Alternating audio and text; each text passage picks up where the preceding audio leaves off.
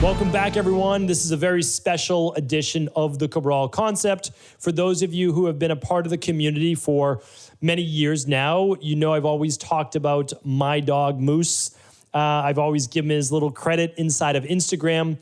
I'm a huge dog lover. I love animals in general. I'm always one of those people who, you know, if you have a dog, you have a pet, you have a cat, you have any type of animal, I'm always there, you know, greeting it, petting it if I'm coming over your house. I've always loved animals. I really have. And I've always been just a huge fan of dogs. I grew up with boxers. I had 3 boxers, 2. And then when I was moving out, my family got another boxer. And they're just amazing pets. Boxers are amazing. But when it was time for my wife and I to get a dog, I love dogs and I always wanted a dog.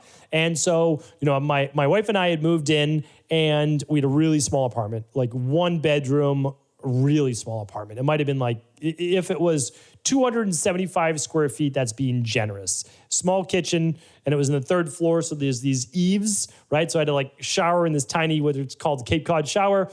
You know, we ate under one of the eaves. We had a small living room and we had our small bedroom, but it was amazing, right? Young and in our 20s and just, you know, enjoying life. And we wanted to get a dog. And so in an apartment that small, I did a lot of research and I'm like, okay, I've never heard of this dog before. This is way back, I don't know, somewhere around the year, let's say 2000, 2001, somewhere around there.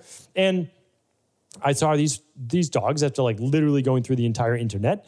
A French Bulldog. And I'm like, okay, it has this temperament. It's meant for a companion dog, but they're a little feisty. And I love bigger Bulldogs, but they have even more health issues. So I said, let's go see if we can find anybody with a French Bulldog. And lo and behold, we did. And they're just such amazing dogs. They really are. And so we said, okay, you know, we're going to find a French Bulldog breeder and we're going to get a French Bulldog. And so, you know, that was our first dog. Now, his name was Turbo, and he was absolutely amazing. And, you know, when he passed away, we were living in Boston, not Providence. And, you know, we wanted to get another dog. And so we said, well, of course, we're going to get another French Bulldog. And that's what we did. And that was a year before my first daughter was born. This French Bulldog's name was Moose. He's a very different type of dog than my first dog, Turbo. And they each have their specific names. Moose came from Calgary, Canada. He's got 2 big patches over his eyes, makes him look like a moose. So from Calgary, 2 big patches over his eyes. We're like, we're going to call him a moose because he also thinks he's a moose. I always refer to him as, he was always the biggest dog in the fight, even when he wasn't, right? He was a feisty dog, very different than my first dog, Turbo, who just was a lap dog and, you know, really cuddly dog and all that. But Moose was the dog that if you wanted to play fetch, well, he would play fetch with you 100 times in a row. I've never even seen a French Bulldog that wants to play fetch. Turbo would appease us with like 1 or 2 ball throws, but he was like, no, you go get the ball. I'm not interested. But Moose, he was a dog. Like, he was mischievous and he loved, you know, eating all sorts of different food he could get into. He was a dog, you know, that's the way he was. And again, he's an amazing dog. But today's show is essentially a tribute to my dog, my boy Moose, who passed away over the last week or so. This show is absolutely going to be a challenging show for me. I'm going to try to get through it the best that I can, but I wanted to do a tribute. And that's how I've done it for, you know, my entire life. And I also wanted to share because even though I'm not a veterinarian and I don't ever profess to be, it's not my expertise, I helped him along with my wife through a lot of health challenges. And I hope that it provides inspiration for anybody with a dog, but also their own health challenges. Because if you're able to help an animal that you have less control over, really, in terms of like being able to rationalize with them, to be honest, like there's not a lot you can do. I hope that it inspires others as well. Either way, this is important for me to do for Moose that passed away, like I said, last week. And, you know, again, if you have a pet and you love dogs, you just never will forget them. So that's basically it. So he stayed alive for 3 years, almost 3 years after he was given 3 months to live. And that's really what this story is about. So all of a sudden, I got back from a talk in Australia in 2020, and I had found out, or I saw Moose completely swollen. he looked like he put on 10 or 15 pounds. And I was like, well, my parents who were watching him, they must have just been feeding him really well. But then I saw him labored with his breathing. He was having difficulty breathing and kind of panting. He would never pant. So we took him to the doctors. They didn't have any appointments for a cardiologist for over 6 weeks. They made an emergency visit to the cardiologist for him, took an x-ray of his chest. His heart was 3 times the size of his normal heart. And they said, we don't know what's going on, but he has some form of heart disease. His heart is extremely swollen.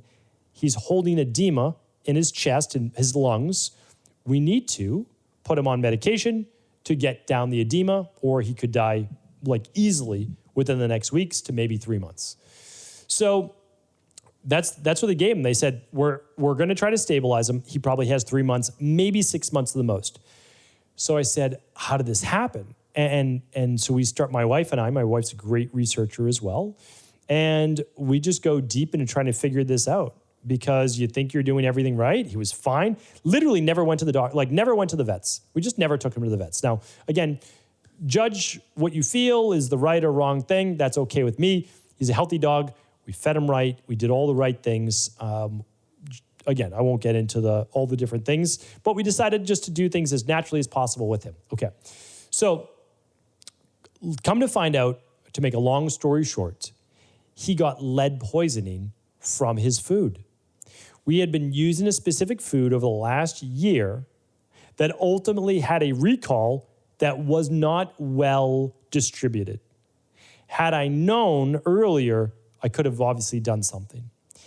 He had high levels of lead, and that led to then all of this heart-based issues, because lead can, which is unfortunate. We didn't know, but now all we could do was say, okay, using our background in health, my wife also did a consultation with one of the top holistic veterinarians. I believe they're out of North Carolina. Couldn't bring him there, of course. Couldn't fly. Keep in mind, French Bulldogs have lots of natural health issues. Their lifespan is typically 8 to 10 years. They're a brachycephalic dog, which means they have difficulty breathing, so the snout's pushed in. They typically have inverted vertebrae, so they have all sorts of spinal-based issues. They have hip dysplasia, which is not a good thing either for quality of life. But anyway, we knew about all that. We know about the risks, and we said we still want a French Bulldog anyways, even though it's only 8 to 10 years lifespan. And here's the thing. When I found out he had lead poisoning, I was not upset. I was actually relieved. I said, okay, I know about lead poisoning. I know about detoxes. Now I need to figure out, how do you detox lead in a dog? Because I didn't know that. But keep in mind, there's always a way, and that's what I try to share with you in terms of health. There's always a way. So now that I knew the underlying root cause, I could go to work. And so what I did, along with the medications, I'm not saying I didn't, that's why I believe there's a time and place. He was going to die if he wasn't on medication. So he's on heart medication, and he's on diuretics to keep his chest from filling with fluid. Okay, during that time, because people always ask, what did you do? Like, how did you keep him alive? Because I'll share the story. He lived for 3 years, and he was given 3 to 6 months, like 6 months maximum. So what I did was, obviously, we switched his food. We went to a raw food, completely only diet. The only reason we got away from raw food in the beginning is he was so active, he was losing so much weight. Like he couldn't keep the weight on his body. I had to add dry food because there was not enough food that he could literally put in his digestive system. He was way too active. He was a wild French Bulldog. And so that's why he did it, for his own health, because he was emaciated. So anyway, I'm just explaining to you the reason why. So raw food diet, and as much as he wanted, right? That was his choice. What I use then, these are the supplements I use, because people always ask. You choose to do it, not, it's totally up to you. I'm not giving medical advice for a dog. I am not qualified to do that, just to let you know. So broccoli extract, I used, you can use Brocophane, you can use Brocomax, you can use SGS, a sulforaphane-based product, helps with detoxification. I gave him Silymarin, so I gave him milk thistle. He ate 2 meals a day, breakfast and dinner, no lunch. That's what I gave him. That's it. So Brocophane, or some type of broccoli extract for detox, Silymarin, which is milk thistle, and he also got chlorella and spirulina in his food. I tried to give him his tablets. He wouldn't eat the tablets because they're more concentrated, so I sprinkled the powder on his food, and then I would mix it with hot water. And so the hot water would kind of blend it all together and he would be forced to eat it. So he didn't mind that. He liked that. The last product I added was taurine. The taurine was a great recommendation from the holistic vet in North Carolina. If I could remember that individual's name, I would give you that individual's name. I'm going to ask my wife. I'm going to try to link it up here today. StephenCabral.com/2603. Call me out if I don't link up that name. I'm going to do my best to give credit where credit's due. Even though we only did one call with this doctor, he was great. And so I want to give credit. All right. Besides that, raw food was some type of meat. It was blueberries, some olive oil. It was a little bit of fish oil added afterwards, so no heat with that. And then there was a couple other mixtures in there, but like that was it, basically. Just good, clean food. Some sweet potatoes were in there, and sometimes some oats as well, but not a lot of oats. It was mainly cooked sweet potatoes, so that was cooked. Raw food was raw meat, blueberries, some olive oil, a little fish oil, and he loved that, and he ate that, which was great. Okay, so here's the other thing that is going to be, I don't know if it's more controversial or not, but it absolutely worked the best. I fasted him for 36 hours every single week. So I knew that in traditional naturopathy, you always would fast. You just, when things got really bad, you would always water fast. So I fasted him every single Monday, all the way till Tuesday morning. So he didn't even get dinner Monday night. So Sunday night till Tuesday morning, he fasted. Trust me, he was not happy about that. He was not happy about that. But it got him healthier much, much faster. We could see dramatic improvements when I started doing that. And then he had some really bad times as well. I'll share that with you. Whenever he fell into a bad time, I would fast him for 2 days to 3 days straight. I know that seems like a lot, but he would come out of it within then 2 to 3 days after that. It was miraculous. So again, take with it from what you want, but that helped as much as any supplement or anything that I could give him. All right, I walked him 3 times a day. So morning, lunch, and dinner. Those were longer walks. We're talking about 10 to 15 minutes for a French Bulldog. That's a long walk, all right? So I kept him active. I wanted to circulate his blood. That was the goal. I wanted to get some heat going in his body, circulate blood through the liver, kidneys, get things moving. And then I also gave him as much spring water. So not tap, nothing like that, as much spring water as he could drink. Whatever he chose to, that was up to him. So here's the issue though. And this is pretty remarkable. So he had life-threatening terminal heart disease and eventually high blood pressure. And they said, okay, these medications are unfortunately going to kill him within 3 to 6 months because they're going to shut down his kidneys because he won't be able to tolerate this level of medication. It's too much on a 26-pound dog. And he eventually got, well, I'll talk about that in a moment. He started losing his muscle mass. His body just started breaking down. And you could just see his whole face go gray. These big black patches, gray almost immediately. I'll link up a couple photos here today. So if you go to StephenCabral.com/2603, and I could see his body wasting. So I go back. My wife was amazing, taking him to the cardiologist, vet cardiologist, and I said, please, look at his heart. After 6 months, his heart had shrank. They had said they had never seen it before, and it was now only 1.5 times the size of a normal heart. So it shrank by 50%. And I said, all right, let's keep on pushing. So another 3 months, still losing weight, too much weight in my opinion, but we're keeping with the medications. We need to keep him going. And I had already reduced the medications a bit, even though the vet didn't want us to. I said, he's making progress. Let's continue. We take him back in just another 3-4 months. His heart's back to a normal size. And I was like, this is incredible. So I said, here's what we're going to do. We've already reduced the medication. We're going to wean him off of the medication, one medication at a time. I'm not giving any medical advice, and I'm not recommending you follow this process whatsoever. But I trust my judgment. I trust my instincts. And I also saw what it was doing to his body. He was just completely deteriorating. So at the end of the next 12 weeks, I weaned him down off of his medications. He had 3 of them in 12 weeks. Brought him back to the cardiologist. 1 year later, they didn't know I took him off the medication.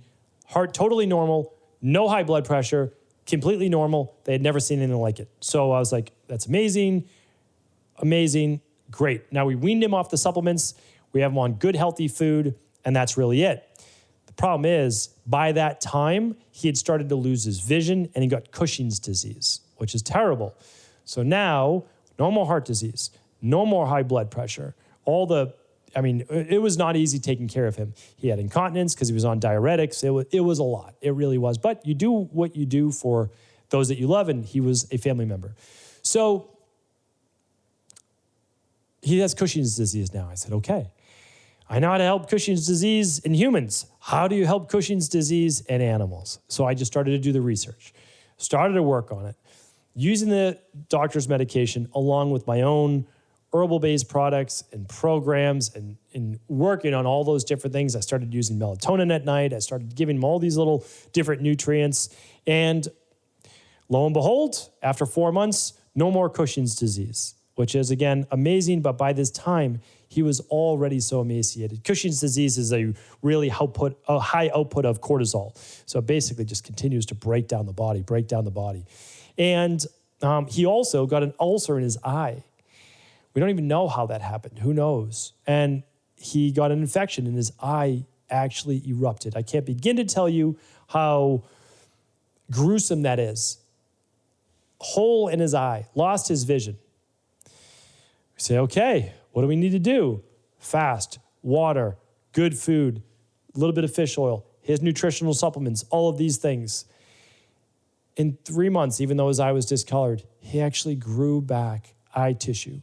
And he got maybe 10 to 15% of his vision back. He was falling off curbs before that. It was deplorable to see. And I still didn't want to put him to sleep. I didn't want to do those things yet.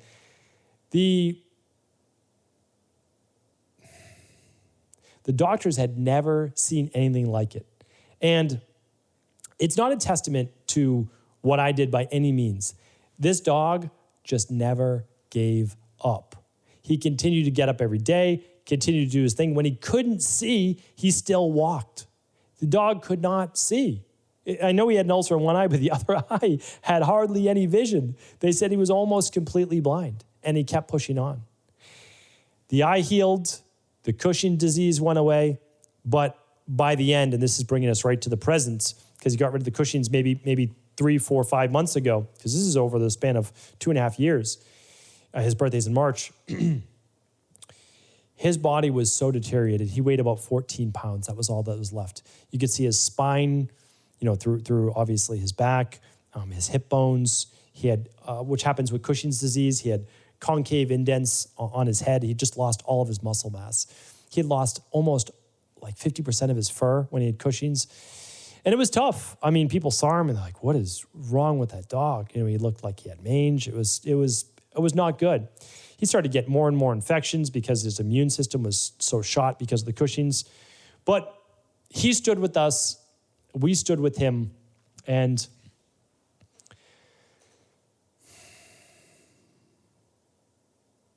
honestly, what I'll remember is that he pushed on and he never gave up. And even though he's, as some people would say, just a dog, he's a symbol of what we can do if we never give up. And I see so many people now, and they have a lot of hardships. They have a lot of health-based issues. That's what I work with in my practice. And I tell people, never give up hope. Everything can be overcome. It really can. And you might say, well, he only got 3 more years. You have to keep in mind, he was given 3 to 6 months to live. 3 years in dog years is 21 years. If you could get 20 years more back in your life, right? If someone said, oh, your life expectancy is 60 years old. What if you got it till 80? I mean, that's dramatic, right? Like, that's unbelievable. French bulldogs are meant to live 8 to 10 years. That's their average lifespan. He lived to 12 years old. Even with all these health conditions, he still surpassed the highest normal life expectancy for a French bulldog by, what, about 20%? Even with heart disease, high blood pressure, Cushing's, an ulcerated eye, and all sorts of other health issues. So here's the thing. Just remember, he embodied this, a drive to survive. Do anything and everything you can to continue to push forward and survive. Keep fighting. It's always worth it. It is always worth it, because if you push through the first barrier, you then figure out what you need to do through the next one. but you never get to the next level until you push through the first. So in my opinion, again, this is just an example of never giving up, working the process with all available means, continue to learn. I was a continual student during this whole time, and we just had to keep hope alive, and that's what we did. So thank you for allowing me to share this story. He really is the bulldog, or the dog that defied all odds. And I just appreciate all of you listening to the story. It means a lot to me. So thank you. As always, I appreciate you. And I'm going to put a French bulldog picture of Moose at stephencabral.com/2603. Have an amazing day. Thanks so much for tuning into today's show. Before you go, don't forget to hit that subscribe button. I want to make sure that you're getting our daily content, not missing out on anything. Functional medicine, wellness, weight gain, weight loss, anti-aging, living longer, stronger, and all of the most cutting-edge research. And if there's any topics you want to hear, feel free to leave them in the comments below. Take care.